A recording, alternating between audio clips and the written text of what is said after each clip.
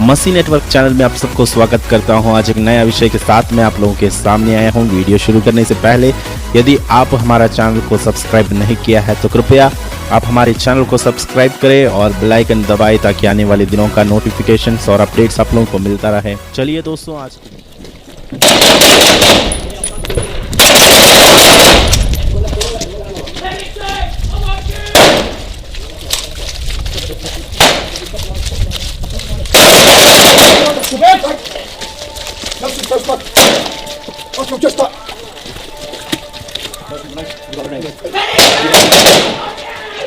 That's fucking England!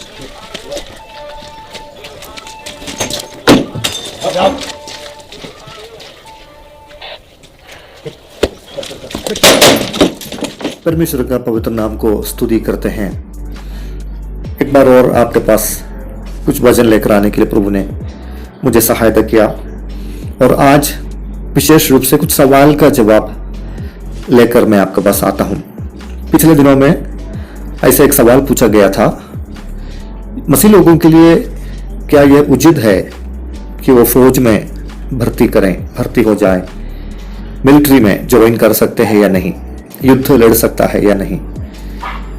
2020 में हम रह रहे हैं। अभी जैसे हम इस सवाल को, इस मुद्दे को उठा रहे हैं, उसी प्रकार कलीसिया के आरंभ से लेकर इन मुद्दे को भी उठाया है। लेकिन मेरे एक अंदाजा ऐसा है कि प्रयोजनों का समय में शायद उस समय के विश्वासीगण और अगुवे लोग उसके बारे में इतना नहीं सोचा था, क्योंकि वो लोग एक शांत वातावरण में यीशु मसीह का आगमन के लिए इंतजार कर रहे थे और युद्ध और लड़ाई के बारे में उनको सोचने का वो मन भावना उस समय नहीं था। लेकिन समय बीते गया और कई सारे उपदेश कलीसिया में आने लगे, कई सारे शिक्षाओं को अगुओं के द्वारा या लोगों के द्वारा, तत्वज्ञानियों के द्वारा दिया गया है। तो उसके आधार पर उस मुद्दे को, पवित्र वचन का अनुशासन क्या है, पवित्र वचन उस बात के प्रति हमें क्या सिखाता है, उसके विषय में सिखाया गया है। अगर मेरा एक सोच है, अगर पहले से इस मुद्दा उठाया होता तो शायद पौलुस की तरह, जैसे कुरिन्थियों के पत्र में लिखा है, एफिसियों के पत्र में लिखा है, वैसे उस मुद्दे को भी शायद एड्रेस करता। लेकिन मेरा कहना है उस समय वो लोग इतना उसके बारे में गौर से सोचा नहीं है। विषय में हम आए। पवित्र शास्त्र जब हम पढ़ते हैं, युद्ध के बारे में वचन में देख सकते हैं। मेरे जानकारी से मैं कुछ बातें आपके सामने रखता हूं। उत्पत्ति की पुस्तक में हम देखते हैं 14 अध्याय में इब्राहिम और लूत दोनों एक साथ रहते थे, लेकिन उसके बाद उनके बीच में, चरवाहों के बीच में कुछ मतभेद हुआ। तो इब्राहिम और लूत के बीच में ऐसा सौदा हुआ था कि अब हम दोनों दो दिशा में अलग अलग रहेंगे। ऐसे जाके लूत और उसके सारे संपत्ति और उसके परिवार दूसरे एक जगह में रहने लगे, इब्राहिम दूसरे एक जगह में रहने लगे। लेकिन जब इब्राहिम के पास खबर आया कि कुछ राजाओं ने आकर उस देश को, सोदोम और गोमोरा को कब्जा करने के साथ साथ लूत और उसके सारे संपत्ति को भी लूट लिया गया है, तो तुरंत 14 अध्याय का 14 वचन में, उत्पत्ति की पुस्तक में हम देख सकते हैं, वहां पर इब्राहिम उनके साथ वचन में ऐसे लिखा है कि 318 शिक्षित युद्ध कौशल से निपुण 318 अभ्यासियों के साथ गया और लूत जो लुटाया गया था, लूत को और उसके सारे संपत्ति को वापस लेकर आया। तो सबसे पहले एक आर्मी, मतलब इब्राहिम एक देश को रिप्रेजेंट नहीं करता है, लेकिन वो अपने परदेशी प्रयाण में एक परदेशी होकर एक जगह से दूसरे जगह जाते रहा। लेकिन उसके साथ भी ऐसा लोग हुआ करता था जो उनकी सुरक्षा कर सकते हैं, सुरक्षा करे, उनके संपत्तियों का देखभाल करे, सुरक्षा करे। तो मेरा कहना यह है कि अपने सुरक्षा के लिए उस समय में उनके लिए वकालत करने वाला कोई नहीं था, लेकिन अपने सुरक्षा के लिए वो लोग क्या किया था, अपने तरफ से लोगों को तैयार किया था ताकि उनके ऊपर कोई हमला किया जाए, कोई विपत्ति आए तो उन विपत्तियों के सामने हार ना माने, बल्कि रेसिस्ट करे ना, डिफेंड करे और नुकसान से अपने आप को बचाए। इसराइलियों के बारे में हम आते हैं। इसराइलियों, इब्राहिम के बाद अगर हम देखते हैं, यूसुफ के बाद भी अगर देखा जाए कि इसराइली लोग मिस्र में रहता था 430 वर्ष गुलामी की तरह, मिस्र की गुलामी में वो लोग रहा करता था। वहां पर वो लोग युद्ध लड़ने का लायक नहीं था और उस मूड में नहीं था, उस पोजीशन में नहीं था। लेकिन जब परमेश्वर उनको फिरौन के अधिकार से छुड़ाया गया है मूसा के नेतृत्व में, वहां पर बताता है कि वो लोग मिस्र देश से छोड़कर अपने बाप दादाओं से प्रभु ने वायदा किए देश की ओर आगे आते हैं। तो वो लोग सारे तैयारी के साथ आया। भले उनको 430 साल से लड़ाई नहीं लड़ी, उसके बारे में कोई मालूम नहीं, कोई जानकारी नहीं, कोई अभ्यास नहीं पाया, फिर भी आने वाले खतरों में जब उन लोगों के बीच में से, अन्य जातियों के बीच में से, दूसरे राज्यों में से होकर जब जाएंगे तो आने वाले उन खतराओं को, विपत्तियों के ऊपर जय पाने के लिए क्षमता के साथ, तैयारी के साथ वो लोग आया। They were well prepared for every opportunities, मतलब जो आने वाले एवरी चैलेंजेस, जो चुनौतियां होती हैं उसके ऊपर काबू पाने के लिए वो लोग तैयारी के साथ आया था। लेकिन उसके बाद जब हम देखते हैं उनके लिए जो वायदा की वो देश अन्य जातियों से भरा था, लगभग 7 राज्य या 7 प्रकार के लोग वहां पर रहते थे। तो परमेश्वर स्वयं उनको बोला कि जाओ, उनसे लड़ो, लड़ाई लड़ो और उस देश को कब्जे करो, क्योंकि उस देश को हासिल करना, उस देश में रहना उनके लिए अनिवार्य था, क्योंकि परमेश्वर इस्राएलियों के लिए कई सालों से वायदा दिया हुआ एक देश है। तो अपने जो अधिकार के, अपने जो हिस्से की जो भूमि और किसी के पास है, तो उनके विरोध में लड़ाई करके उस देश को कब्जे करके वहां पर रहने के लिए परमेश्वर उनको व्यवस्था दिया, परमेश्वर उनको आज्ञा दिया, और वो लोग ऐसे लड़ा और लड़ाई लड़कर उस देश को हासिल किया और उस देश में रहना शुरू किया। जब हम न्यायों की पुस्तक 3 अध्याय, न्यायों की पुस्तक का 3रा अध्याय 1 वचन में वहां पर लिखा हुआ है कि जो नए पीढ़ी है इस्राएल में, जो कनान देश में रहते थे, उनको लड़ाई नहीं आता था, इसलिए उनको अभ्यास देने के लिए परमेश्वर अन्य जातियों को उसका बीच में रखा, ठहराया। मतलब प्रभु भी ये चाहता था कि अपने लोग अभ्यास पाए, युद्ध के लिए अभ्यास पाए और आने वाले उनके शत्रुओं के उन युक्तियों के ऊपर जय पाए। ओके, वो बात मैं छोड़ता हूं। लेकिन इस्राएल के लिए हम देखते हैं बुक ऑफ ड्यूटरोनोमी, उनके लिए जो व्यवस्था विवरण दिया गया है, हर प्रकार के जीवन के हर स्तर का, हर क्षेत्र का व्यवस्था वहां पर दिया गया है। ऐसा होने पर व्यवस्था विवरण के पुस्तक 20 अध्याय में जब हम लेकर पढ़ते हैं तो युद्ध लड़ने के बारे में बताता है, युद्ध लड़ने के बारे में बताता है, कैसे लड़ाई लड़ना है, लड़ाई का नियम क्या क्या होना चाहिए, लड़ाई में अगर आप कब्जे करेगा तो उस देश के लोगों के साथ कैसे बर्ताव करना चाहिए, उनका चीजों के साथ, जंतु जानवरों के साथ, पुरुषों के साथ, स्त्रियों के साथ, बच्चों के साथ कैसे कैसे व्यवहार करना है, उसके बारे में साफ सुथरा वचन दिया गया है।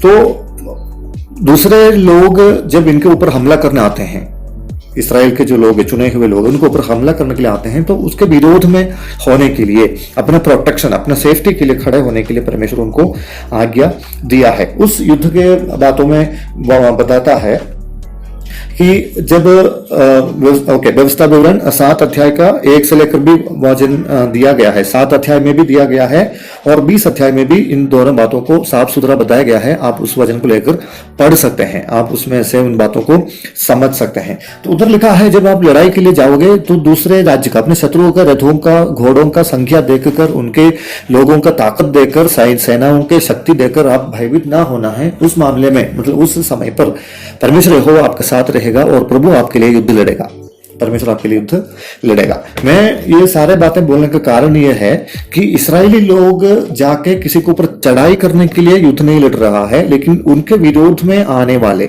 मतलब वो लोग अपने दायरे में रहते हैं, अपना देश में रहते हैं, लेकिन उस देश के ऊपर अगर कोई कब्जा करे, उनके ऊपर हमला करे, तो उन शत्रुओं से बचे रहने के लिए अपने आप को तैयार होना जरूरी है, इक्विप होना जरूरी है, मतलब तैयार, सेना को तैयार करके शत्रुओं को रोकना जरूरी है।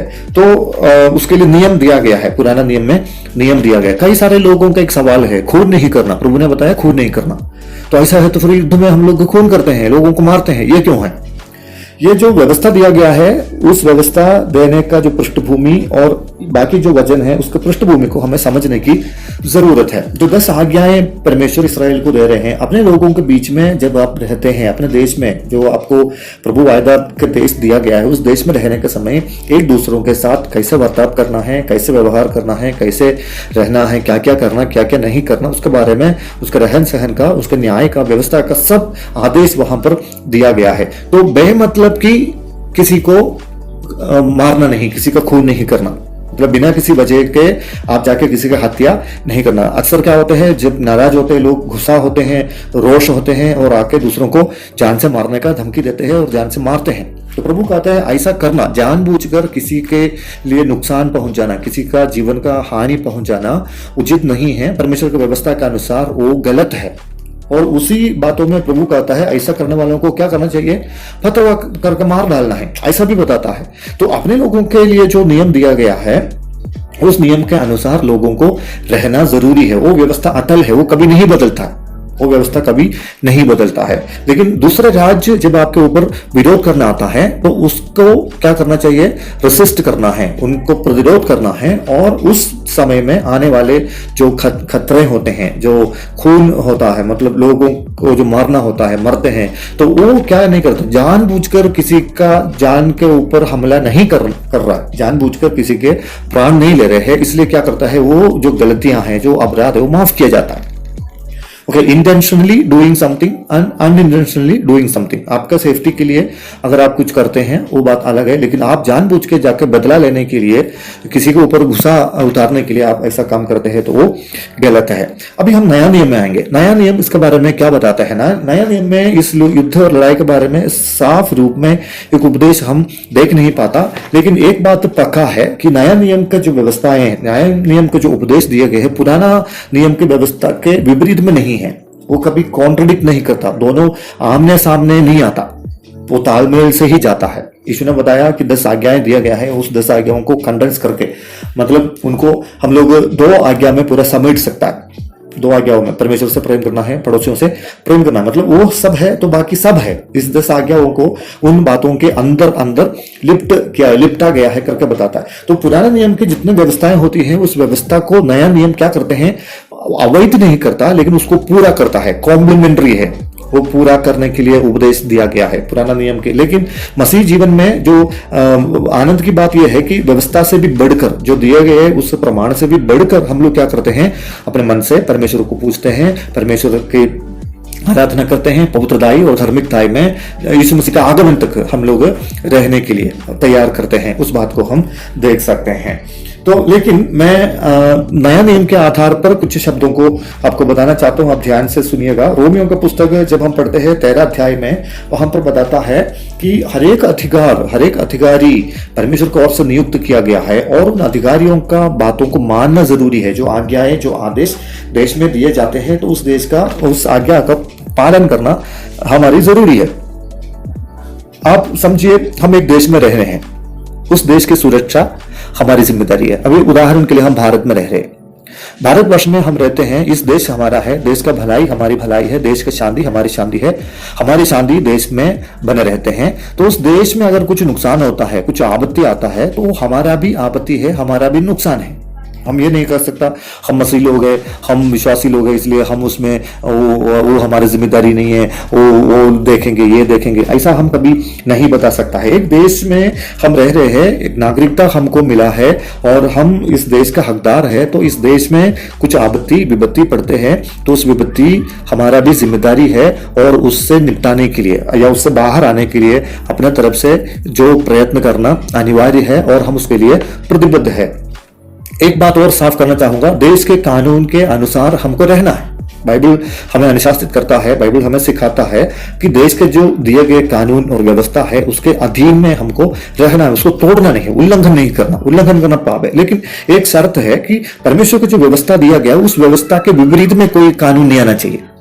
जब तक परमेश्वर का व्यवस्था हमको दिया गया है, उस व्यवस्था के विपरीत में अगर देश का कुछ कानून खड़े होते हैं या करने के लिए हमें मजबूर करता है, तो उस बात से हम परे रह सकते हैं, दूर रह सकते हैं। अन्यथा हम देश के सभी कानून को, व्यवस्था को पालन करने के लिए हम प्रतिबद्ध है, हम उसके लिए जिम्मेदार है। तो ऐसा होने पर मेरा एक सवाल है, जिस देश में हम रह रहे हैं उस देश में कुछ विपत्ति आई, शत्रु राज्य आकर चढ़ाई किया, उस चढ़ाई करने पर क्या हम जस्ट प्रार्थना करना है या हम अपने प्राण लेकर भागना है या फिर उस देश को बचाने के लिए कोशिश करना है? उदाहरण रूप में मैं आपको बताता, अभी कोरोना का टाइम है, बहुत सारे लोग पीड़ित हैं, कई बातों से लोग परेशान हैं ना। बहुत सारे लोग सामूहिक सेवा के लिए, सामाजिक सेवा के लिए निकले हैं। कई लोग खाना पहुंचा रहे हैं, कई लोग दवाखाने में लोगों को ले जाते हैं ना, कई प्रकार की मदद कर रहे हैं। एग्जाम्पल के लिए, अगर देश में एक राज्य में भूकंप आया, भूडोल हुआ, उस भूडोल होने पर क्या करते हैं, अन्य राज्य से, अन्य स्टेट से लोग राहत सामग्री वहां पर पहुंच जाते हैं। क्यों करते हैं? क्योंकि वो हमारी देश है, हमारी लोग है, हमारे समानता में रहने वाले लोग हैं, तो उनको कुछ विपत्ति आती तो हम उनके लिए मदद करना अनिवार्य होता है। उसमें कोई जाति वर्ग का विवेचन नहीं होता, ऐसा कोई अलग नहीं सोचते हैं, क्योंकि हम अपने देश समझकर ये सब करते हैं। उसमें ये भी कोई धर्म की विशेष बात नहीं है। ईसाई लोग भी, जो गुजरात में भूकंप हुआ है, सामग्री भेजा। अभी 2-3 साल से कई जगह में बाढ़ आ रहा है, उस बाढ़ के समय में भी लोगों को मदद करने के लिए ना धर्म के सब दायरे दूर रख के, वर्ण वर्ग लैंग्वेज भाषा की सब सीमाओं को पार करके लोग मदद करते हुए हम देखते हैं। तो उसी प्रकार हमारे देश में अगर कोई आपदा काल आता है, कोई ऐसा आपातकालीन हालात पहुंचता है, तो उसमें खड़े होकर कार्य करना एक चर्च का भी जिम्मेदारी, हमारा भी जिम्मेदारी है। जहां तक अभी युद्ध के बारे में हम बात करते हैं, युद्ध के बारे में अगर हम बात करते हैं तो हम हर कोई जाकर लड़ नहीं सकता। ऐसा कई राज्य है जहां हर नागरिक को मिलिट्री में दाखिला होना अनिवार्य है। कई ऐसा राज्य है कंपल्सरी है, 3 साल 4 साल ऐसा काम करना हर परिवार से, हर मतलब एक आदमी कम से कम एक परिवार से मिलिट्री में दाखिला होकर काम करना अनिवार्य है। ऐसा करने वाला शासन, ऐसा कानून बनाए रखा हुआ कई सारे राज्य है। लेकिन हमारे भारतवर्ष में ऐसा नहीं है। भारत देश में जो भर्ती होता है या बुलावा होता है, टेस्ट वगैरह होता है, तो उसमें उस प्रतियोगिता में शामिल होकर जीतने वाला एक एक पीढ़ी, एक एक सीढ़ी को पार करके उसमें मिलिट्री में दाखिला होता है। ओके, तो देश को बचाने के लिए उसमें शामिल होना अनिवार्य है, चाहे किसी भी धर्म का आदमी हो, चाहे किसी भी भाषा बोलने वाला हो। एक राज्य में, एक यूनियन में जब हम रहते हैं तो उस देश का जो कानून को पालन करना और उस देश की जरूरत के अनुसार कार्य करना हमारी जिम्मेदारी है। जहां तक बाइबल उसके बारे में विपरीत बात नहीं करता या बाइबल के विपरीत में वो कानून या वो बात नहीं उठते हैं। जैसा अभी हम सोच रहे हैं वैसे सदियों पहले भी लोग सोचने लगे। मेरे ख्याल से जब मैं कुछ सर्च कर रहा था तो 300 से लेकर, मतलब इस मसीह के जन्म के बाद 350 वर्ष होने के बाद लोग ऐसा सोचने लगे। तो कलीसिया को भी एक इस मुद्दे उठाकर उसके बारे में थियोलॉजी फॉर्म करना पड़ा। तो कलीसिया में भी ऐसा थियोलॉजी को फॉर्म किया है, वो लोग एस्टैब्लिश किया है। एडी 354 से लेकर 430 तक के सालों में रहने वाला एक थियोलॉजियन था जिसका नाम है अगस्टिन हिप्पो। और उसके बाद 1200 के समय में, मतलब 13वीं सदी में रहने वाला थॉमस एक्विनास, उनको भी इस मुद्दे को उठाना पड़ा और चर्च के लिए एक इस बात में एक व्यवस्था, एक थियोलॉजी, एक क्या बोलते हैं, एक शास्त्र को, एक तत्व को बनाना पड़ा। और वो लोग भी इस तत्व को बनाया और कलीसिया उन बातों को, उन मुद्दे को स्वीकार किया है। तो उनमें से 2 बातों को मैं आपके सामने रखना चाहता हूं। उसमें से एक है जस्ट वॉर थियरी, मतलब उनका जो आविष्कार हुआ था, इन बातों के बारे में मुद्दा उठा था। तो वो लोग ऐसे कि न्यायोचित रूप से युद्ध लड़ना, वो कलीसिया उसमें, मतलब ईसाई लोग उसमें शामिल हो सकते हैं। न्यायोजित रूप से होना मतलब उसके लिए एक न्यायोजित कार्य होना चाहिए और उसमें बदला लेने के लिए या किसी देश को ना बर्बाद करने के लिए युद्ध नहीं लड़ना चाहिए।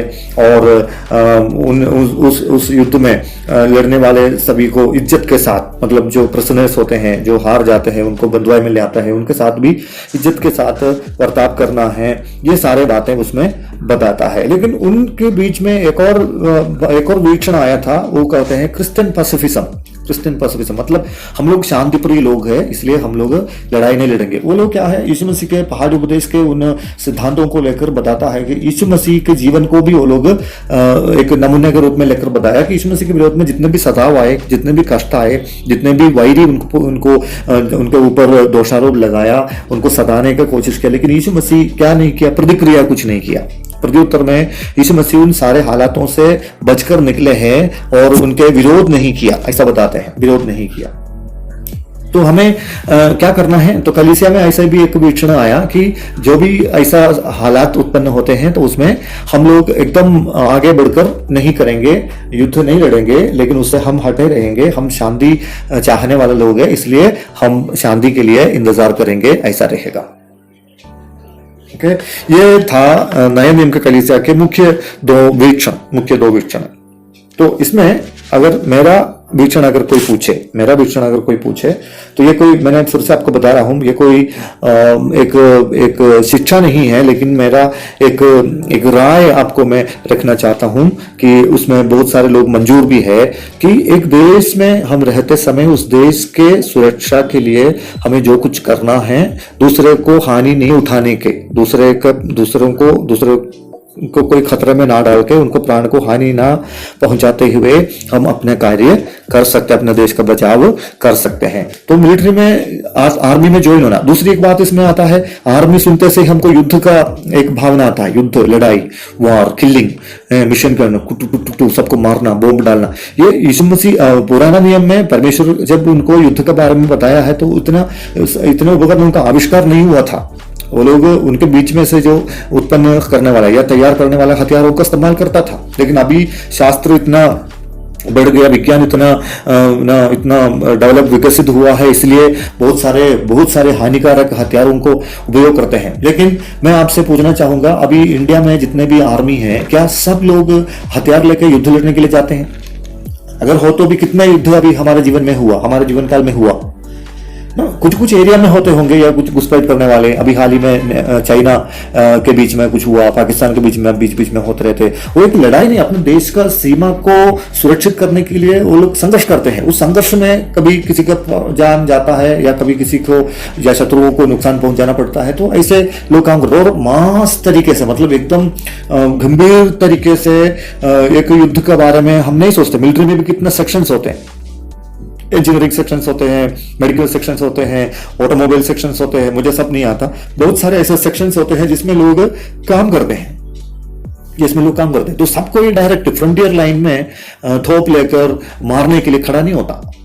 तो सबको अपने अपने जिम्मेदारी होती है, सबको अपने अपने भूमिकाएं होती है और उस भूमिकाओं को निभाते आगे बढ़ता है। तो हालांकि हम दूसरे देश के ऊपर बेफिक्र करके जाके चढ़ाई करना और न्यायोचित नहीं होते हुए भी जाके मारना पीटना, ये सब गलत है, ऐसा नहीं होना। लेकिन अपने देश की सुरक्षा के लिए अगर हमको उस व्यवस्था के अनुसार, उस कानून के दायरे में रहकर युद्ध लड़ना हो, डिफेंड करना हो, तो एक तरफ से देखा जाए तो गलत नहीं है। क्योंकि हमारे देश के अनुशासन के अनुसार, हमारे अगुओं के, हमारे जो शासकों के अनुसार, उनके हुकूमत के अनुसार जब हम उस कार्य को करते हैं तो हम उस देश के व्यवस्था को पूरा करता है, पालन करता है। इस बात को मैं आपके सामने रखना चाहता हूं। शायद आपको